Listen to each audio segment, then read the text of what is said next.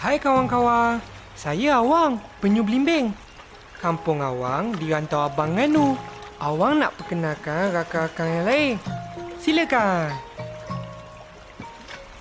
Saya yang comel ni namanya Puteri Penyu Karah. Kampung Puteri di Padang Kemunting, Melaka, bandar bersejarah. Nama Cik Kak Eton, penyu lipas. Kampung Cik Nu kat Pantai Kacut, Teluk Bahang, Pulau Pinang. Saya pula Midah, penyu agar. Kampung Midah di Cerating, Pahang. Itulah rakan-rakan Awang. Rakan-rakan Awang ada di merata tempat di Malaysia.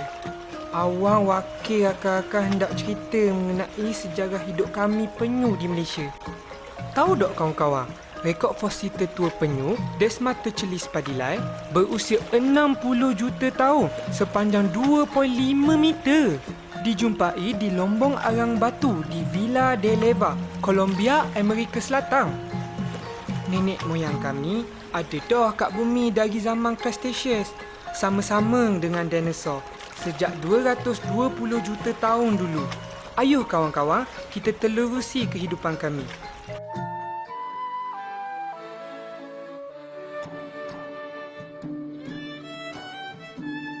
Penyu bersama dengan tuntung, kura-kura dan labi-labi termasuk dalam taksonomi bagi order Testudens. Semua spesies penyu tergolong dalam keluarga Chelonidae, kecuali penyu belimbing yang merupakan ahli tunggal dalam famili Demochelidae kerana ketiadaan cengkerang keras. Mengikut International Union for Conservation of Nature, IUCN telah mengkategorikan penyu sebagai terancam endangered EN di dalam senarai merah pertubuhan itu.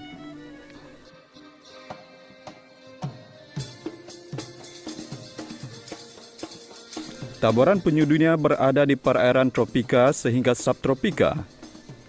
Penyu merupakan reptilia laut berdarah sejuk. Terdapat 7 spesies penyu di dunia, iaitu penyu belimbing, Demochelis coraceae, penyu agar atau hijau, Chelonia midas, penyu lipas, Lepidochelis olivacea, penyu karah atau sisek, Eretmochelis imbricata, penyu tempayan, Caretta caretta, penyu pipih, Natator depressus, penyu Cam Ridley, Lepidochelis campi, dan hanya 4 spesies penyu sahaja yang terdapat di Malaysia, iaitu penyu belimbing, penyu agar atau hijau, penyu lipas, penyu karah atau sisek. Di Malaysia, tempat pendaratan penyu yang utama adalah di Terengganu bagi penyu belimbing, Taman Pulau-Pulau Penyu Sandakan Sabah bagi penyu agar, penyu karah di Pulau Gulisan Sabah dan Padang Kemunting Melaka, dan penyu lipas di Pantai Karacut, Teluk Bahang, Pulau Pinang dan Terengganu. Penyu belimbing merupakan spesies penyu terbesar di dunia yang hidup di laut lepas. Penyu karah pula dikenali sebagai penyu yang paling cantik di dunia, manakala penyu lipas adalah penyu paling kecil di dunia.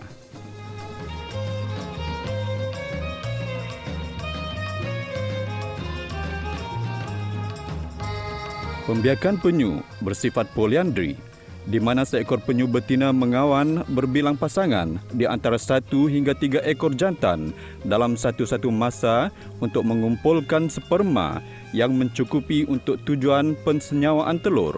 Apabila tiba musim bertelur, penyu betina akan mendarat ke pantai untuk membuat sarang.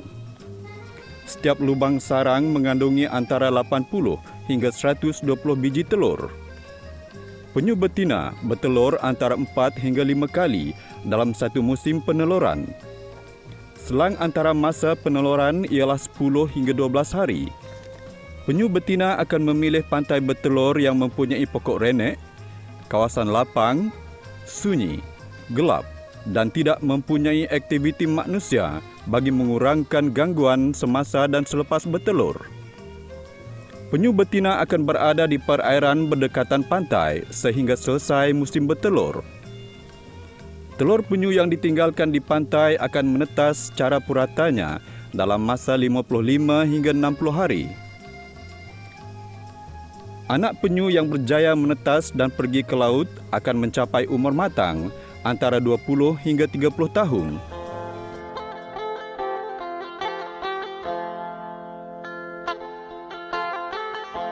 Setiap penyu mempunyai satu karapes yang keras di atas belakangnya dan plastron di bahagian dada. Penyu belimbing mempunyai karapas yang paling besar di kalangan penyu yang mana mencapai saiz sehingga 200 cm. Karapes ini bertindak sebagai perlindungan kepada penyu daripada pemangsaan semasa berada di laut. Penyu tidak seperti kura-kura yang boleh memasukkan kepalanya ke dalam badan. Penyu bernafas dengan mendapatkan udara daripada atmosfera dan berupaya menyimpan bekalan oksigen untuk berada lama di dalam air antara 1 hingga 2 jam. Ia memiliki 4 kaki renang untuk memudahkan pergerakannya di dalam air. Kaki hadapan penyu digunakan untuk berenang dan merangkak di daratan serta mengorek lekuk sarang. Dan manakala kaki belakang digunakan untuk mengorek lubang sarang.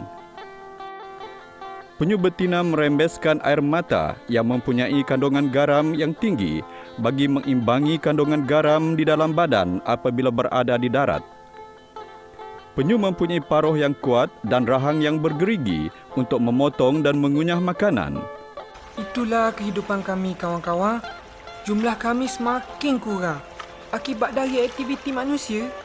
Semakin banyak kemajuan dicapai, kami semakin terpinggir, kawan-kawan. Banyak ancaman mula muncul dan mengganggu kelestarian tempat kami tinggal dan bermain. Sedih, kan? Ancaman kepada penyu terbahagi kepada 2 sumber, iaitu ancaman semula jadi dan ancaman antropogenik. Ancaman semula jadi adalah datang daripada pemangsaan di laut terhadap telur dan anak-anak penyu oleh haiwan pemangsa seperti biawak, ketam, tikus, semut merah, burung, dan ikan-ikan besar. Kerosakan habitat laut yang berpunca daripada hakisan dan bencana alam, kemusnahan kawasan perlindungan dan kawasan karang, dan ancaman semasa migrasi dari satu kawasan ke kawasan di laut. Sementara ancaman antropogenik pula terdiri daripada pembuangan sisa domestik seperti plastik ke laut yang dapat menyerupai obor-obor, pembangunan kawasan pantai yang tidak mengambil kira kawasan santuari penyu, perkongsian kawasan habitat dengan aktiviti pelayaran, penggunaan peralatan menangkap ikan yang tidak mesra kepada penyu seperti pukat pari, pukat tunda, rawai, dan pukat hanyut. Pencemaran di laut yang memerosotkan kualiti sekitaran marin.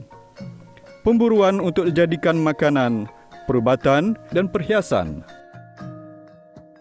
Pengambilan dan aktiviti mencuri telur penyu tanpa kebenaran untuk tujuan komersial.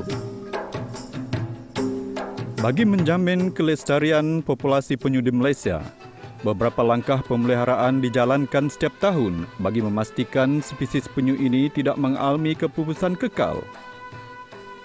Antara langkah-langkah yang diambil adalah pewartaan kawasan larangan di Santuari Penyu Rantau Abang, Terengganu. Pewartaan kawasan santuari seluas 10 batu nautika ke laut dan pantai sepanjang 14 km. Penganjuran program pendidikan dan kesedaran melibatkan pelajar sekolah dan IPT, pihak swasta, badan bukan kerajaan dan orang awam, termasuk kempen larangan makan dan menjual telur penyu belimbing. Penguatkuasaan peraturan sedia ada bagi melindungi populasi penyu, termasuk rampasan pukat pari di perairan santuari. Penubuhan pusat-pusat konservasi dan penerangan penyu yang giat menjalankan aktiviti penetasan telur secara in situ dan ex situ. Memperbanyakkan tempat penetasan penyu. Kawalan pantai pendaratan penyu oleh ranger yang dilantik dan sukarelawan bagi mencegah kehilangan telur penyu. Pelaksanaan kajian berkaitan penyu bagi memastikan rejim pengurusan yang dilaksanakan mencapai objektif bagi memelihara populasi penyu. Penyu menangis siapa datang. Kami memainkan peranan yang penting di ekosistem laut kerana kami mengimbangkan pertumbuhan dan kehadiran organisma laut lain seperti obor-obor span. Kalau obor-obor dan span ini terlalu banyak di sesuatu kawasan, obor-obor dan span ini akan bersaing dengan batu karang teruk menjadi pemangsa kepada anak ikan. Kawan-kawan, marilah sesama kami membantu menyelamatkan populasi penyu negara.